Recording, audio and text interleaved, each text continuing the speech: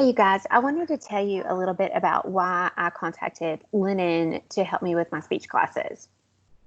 I had a lot of students that had speech anxiety, and at the time I had about 150 students, and they all wanted some kind of assistance.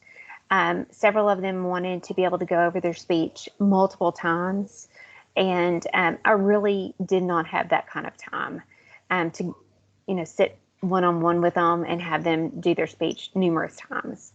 But I wanted to be able to help them. And at the time, I had seen an article in the Chronicle, and I knew that Lennon had the ability to work with virtual reality because he had been posting some stuff on the website. And I knew a little bit about it because my husband uses it for some of his video games. So with that little bit of information, I contacted Lennon and asked him if he could help me create an audience so that my students would be able to practice their speeches when they're at home or, any time that they're away from me. And we came together and pulled together a few students to create a small audience and recorded them one day on campus. And it really worked. It's allowed my students to be able to practice their speeches. It is long enough that accommodates the requirement for my speech.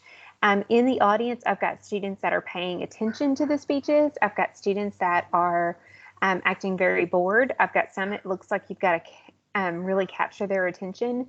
I'm sitting in the audience and evaluating because for some students, it's the fact that the evaluation portion causes a lot of anxiety for them. So there's a hodgepodge of things that are going on in the video that Lennon created, and has kind of helped my teaching game go up tremendously when it comes to the service that I can provide to the students. So I do encourage you to kind of think of what creative things can you do with your class. Think about, what is it that you do that really needs to immerse your students into it, or what do they need to touch or really be a part of? Because chances are we're going to need to be there's going to come a time where we're going to be not in the classroom.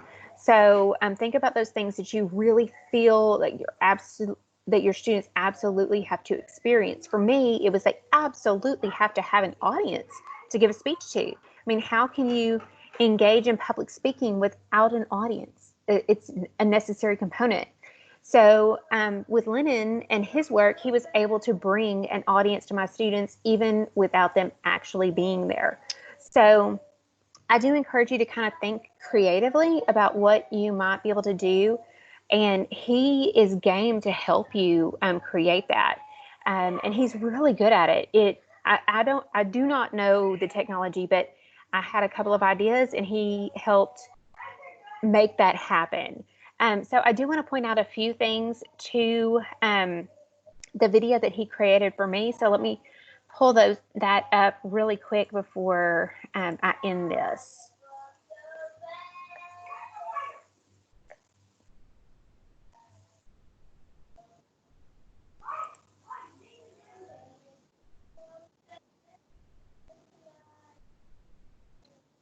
Okay, so if you see here, I've got students that are holding their heads up. I've got students that are going to make adjustments. I've got students that are, I hope you guys don't get sick with me moving this around so much. I've got students that will play with their hair. You will see me at the far back because I usually sit at the back of the class when I'm evaluating. So I tried to make it as real as it could be.